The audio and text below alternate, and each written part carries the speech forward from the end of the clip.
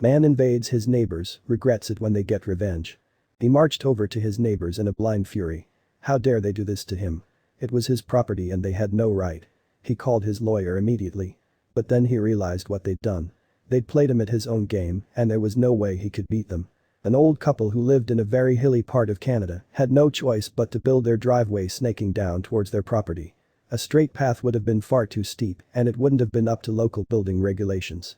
Due to the terrain, finding workarounds like this in the area were commonplace, and there were several experienced designers in the town who knew how to lay the roads out just right.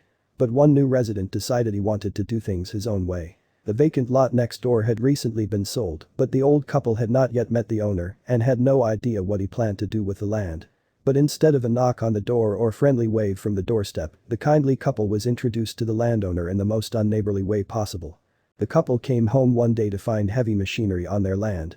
Construction work had already begun on the new house, and the laborers were carving into the couple's own land as a cheap easy fix to the incline issues.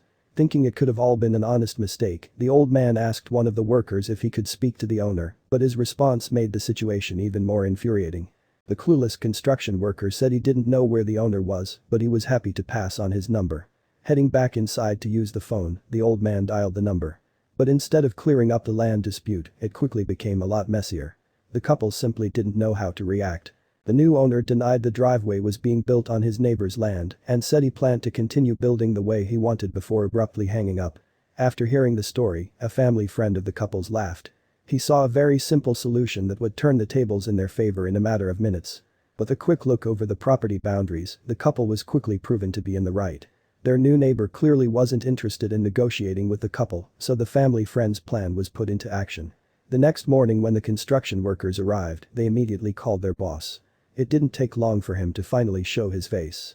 Legal action against the intrusive construction would have been expensive and not particularly effective since the damage had already been done to their land. But seeing how angry this quick fix had made their rude neighbor, the old couple had no regrets. He was furious and there was absolutely nothing he could do about it. The old couple watched as the arrogant owner screamed at the construction workers before making his way over to bang on the old couple's door. He disappeared several times to talk to his lawyer, but the conversation only made him angrier.